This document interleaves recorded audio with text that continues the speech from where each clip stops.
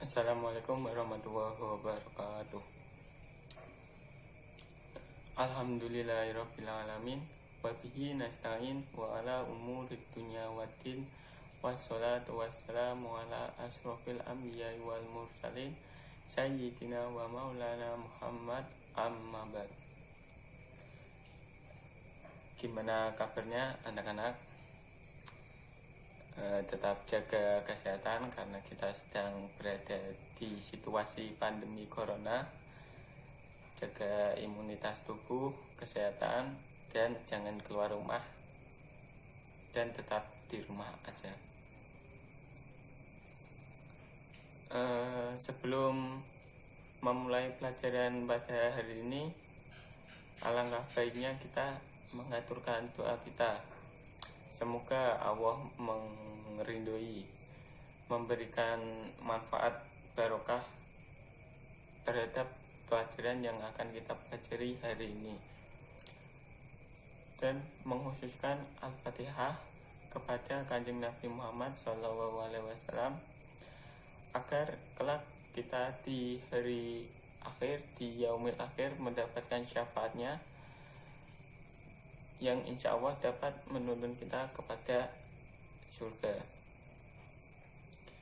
Dan Al-Fatihah kita juga kita haturkan kepada guru-guru, para ulama, para pengarang kitab yang telah kita gunakan untuk belajar pada hari ini.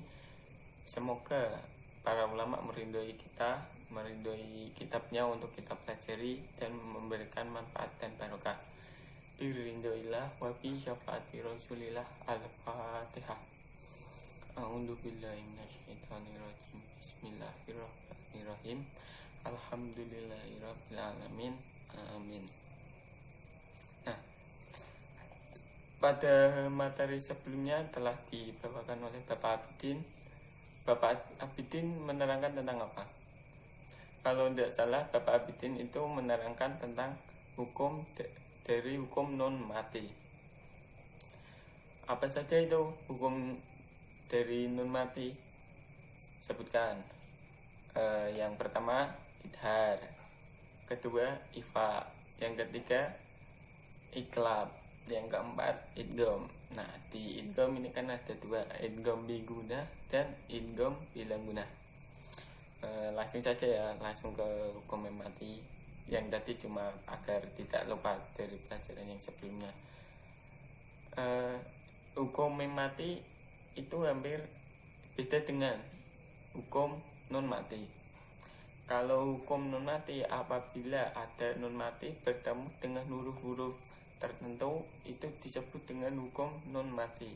Kalau hukum mati, apabila ada mem mati bertemu dengan huruf tertentu, misal huruf idhar syafawi, huruf idgham misli, huruf ifa syafawi, itu bisa dikatakan dengan hukum mem mati. Untuk pembagiannya dari hukum mem mati itu ada tiga. Yang pertama idhar syafawi, ifa syafawi, dan idgham misli. Untuk huruf-hurufnya itu mempunyai huruf-huruf tertentu. Kalau di ifa syafawi itu hurufnya hanya ada satu, hurufnya ba. Kalau di idgham misli atau bisa disebut dengan idgham mimi, kok bisa dikatakan dengan idgham mimi? Nah, karena hurufnya itu hanya mem. Kok bisa dinamakan dengan idgham misli? Karena mem mati bertemu dengan mem. Misli itu kan sama, sepertilah sama artinya. Terus kalau idhar itu hukum hurufnya itu ada yang paling banyak ini. Hurufnya itu selain huruf mem, hurufnya idgham misli, dan hurufnya itu selain huruf ba dari hukum ifa syafawi. Untuk cara bacanya juga berbeda. Kalau di ifa syafawi dan idgham misli itu hampir samalah, berdengung samar-samar. Kalau di idhar itu kan artinya jelas. Nah, kalau di idhar syafawi itu jelas, sama dengan di hukum non mati. Kalau idhar itu kan bacanya dengan jelas. Saya contohkan satu-satu, mulai dari Idhar aja. Idhar kan yang rada mudah. Idhar syafawi, alhamdulillahi.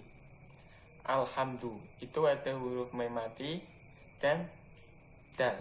Apabila ada huruf mem mati dan huruf dal ini kan huruf dari Idhar syafawi, maka bacanya dengan jelas alhamdulillahi, bacanya dengan jelas. Terus kalau ifa syafawi itu bacanya dengan samar-samar, dengan berdengung. Seperti contohnya itu tarmihim bihijan.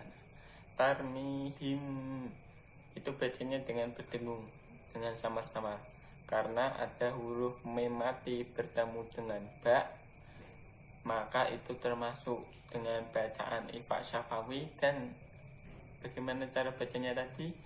Dengan betul, dengan samar-samar dan berdengung. Dan yang terakhir yaitu idgham misli.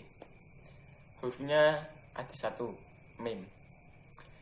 Seperti contohnya itu kaming fiati, kaming. Nah, itu kan ada huruf mim mati bertemu dengan mim. Apabila ada huruf mim mati bertemu dengan mim, maka itu dianggap mimnya itu hanya ada satu.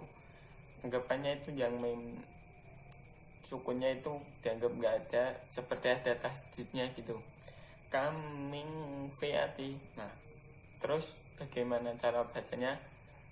Sama seperti ifa syafawi di idgham misli, itu cara bacanya itu samar-samar.